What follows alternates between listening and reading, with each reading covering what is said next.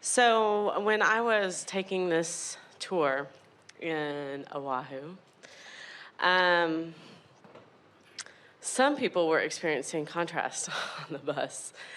And I was not. I was really enjoying my time, but the air was not coming out of the vents. And there was a woman that kept saying, we need air, we need air. And I could energetically feel her panic. She wasn't kidding. She needed air. And I felt panic as if it was my panic. She was a good communicator. And then but realized quickly that wasn't my panic. And I'm curious what to do with this information, this energetic information that I have recently acquired the ability to receive in maybe the last year from people. Well, the thing that is most important for you to realize is that as when you are with someone who is experiencing some sort of discomfort, difficulty, negative emotion, it doesn't really matter how strong it is or how important it may seem to others. Whenever you are witnessing someone having a less than good experience, many of you who are teachers and uplifters seek out to do something about it. In other words, we can recognize that many of you would be adding to the voice, we need more air, attempting to open windows, trying to change seats with her, looking for some way to appease her in her situation. And there is not anything wrong with that. Anything that you can do that can bring some relief is fine. But when you realize that you are interacting vibrationally and that it is the vibration that is at the heart of everything that happens, it's not a good idea to turn your undivided attention to the crises, because you cannot then energetically do anything to alleviate anything. In other words, you've heard us say, all of you have heard us say, 3 parts to the process of deliberate creation. Step 1, ask. Step 2, source answers. Step 3, you must allow the answer that you are asking for. And there's a tendency in your awareness of a problem. Esther finds it even when she is interacting with her grandchildren. There is this tendency to want everything to be just right for them, and in an attempt to make everything just right for them, she is sending the wrong message. And the message that she is sending to them, or you might be sending to someone that you're even trying to save in a situation like that, is don't do anything about your vibration, and I, Savior that I am, will manipulate the conditions of your environment in order to adjust them to something that is pleasing for you. And that is exactly the opposite of what you're wanting to do. Now, sometimes people they don't say it in so many words, but what the message that is coming across is, I've jumped out of an airplane, I'm at 40,000 feet, I have no parachute, now what should I do? And we always lovingly say, hang on, it will be over soon. Because when you're in that situation where the panic attack is upon you, or where you really cannot breathe, while there is this tendency, in other words, almost every human would say, but Abraham, shouldn't someone just open the window? Or shouldn't the bus driver just turn on the air conditioning? And we say, in many situations, the button's broken. The air conditioning cannot just be turned on. And very many willing people will say, I'll double check it.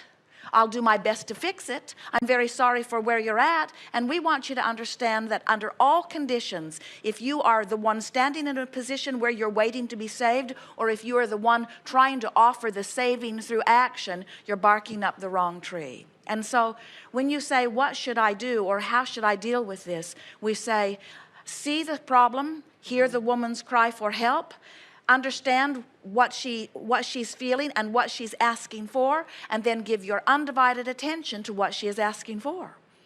Years ago, Jerry and Esther were in Texas. They were in the middle of what had seemed like a very long drought. It hadn't rained for a very long time, and their acreage has many large oak trees which were looking mighty thirsty. And Esther sat on the porch one day and asked for rain. And we said to her, you cannot allow rain when you are so desperate for it. And the more she pled her case about how thirsty the trees were and how cracked and hard the ground was and how much they needed the rain, the more she held herself along with everybody else in the area in an attitude of such resistance. And we said, why do you want the rain? Why do you want the rain? And Esther stopped for a moment because she had not been thinking about why she wanted the rain. She was so fixated on not having enough rain. And so, why do you want the rain? And she said, because I love the feeling of rain. I love the feeling of it in the air. I love the feeling of it upon my skin. I love the way it softens the soil, and I love the way it washes the dust from the bushes. And I love the way the trees perk up. I love the way the birds sing afterward. I love the feeling of the rain. And in that moment, it began to rain. The news report said, a very odd, isolated thunderstorm is happening over Boerne, Texas. No one else got rain. It was a rain that came just for the one who was allowing it powerfully.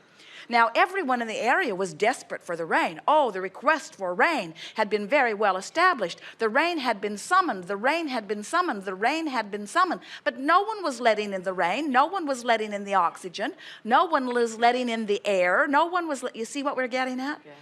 And so it doesn't take a busload of people. It doesn't take everyone on the island. It doesn't even take a fixed air conditioner. All it takes is one who thinks about why we want the air rather than what's wrong with the fact that we are not getting the air, you see. And what you begin to discover is one who's connected to source is more powerful than a million who are not. And what goes wrong with most of our human friends is that you are so busy seeking cooperation from others that you think will help you to facilitate your solution to your problem. And when you see them either incapable or unwilling, when something's broken, when they're just used to saying, I'm sorry, I'll fix it, when they don't have any ability to do anything about it, you can get into a vibration where you begin to not only not allow this solution, but you block future solutions until suddenly you can go from place to place to place to place to place where nothing is working for you, you see. So you're speaking more from the framework of a teacher. You're not the one who couldn't get the air. You're the one who was wanting to facilitate someone with the air. And we say, don't get wrapped up in other people's problems, but do anything you can to identify their solution and amplify their solution by your undivided attention to the solution that they seek. So you have to ask yourself, and we know this seems like a long answer to a very short question, but you all are interacting with people all day, every day, and the majority of your upstream thoughts come in response to something that you are observing in others. And when you finally realize that there is no situation so important that should ever cause you to go upstream for more than a moment or two, and as you go upstream with her and realize she can't get it in the air, and then you turn immediately downstream by identifying there's plenty of air in here, nobody is going to smother, it might not be the most comfortable place we've ever been, but nobody is in a situation of real danger, and I would like her to breathe more easily, and I'm sure that she wants to too, but nothing that can be done right now, nothing can be done right now, and there certainly isn't anything that I can do right now, but I could demonstrate how good I feel in this environment. I can begin enjoying the air. I can be commenting on how it feels to be here in this luxurious air with higher humidity. I can acknowledge that I am enjoying the fragrances in the air. I can, even without words, begin demonstrating the well-being that I am feeling. I can begin smiling. I can point out the beauty that is around me. I can start a more positive conversation. I can begin to draw people around me in this environment into this cycle of well-being. I can be the catalyst that begins the chain of joy as compared to the chain of pain, because it's so easy. Once someone starts beating a negative drum, to pick up your sticks and walk up and beat on their drum with them. There's something sort of compelling about complaining. It's sort of like you say, well, one one woman is complaining and it's clearly not helping, so maybe if 2 or 3 or 4 or 5 or 10 or 20 of us complain, maybe it will get someone's attention and maybe they will finally then do something about it. And we say, in the majority of cases, something can't be done this red hot minute. Nothing can usually be done. The only thing that you really need to do is get yourself pointed downstream. Don't let anything be so important as to point you upstream. And when you finally get that and demonstrate it in every opportunity that you can, what happens is you find yourself on fewer buses with people that behave like that. You find yourself in fewer situations where people would want to behave like that. And in any situation, you find yourself stable, good sea legs. You've got your balance no matter what, you see. Yes. Good.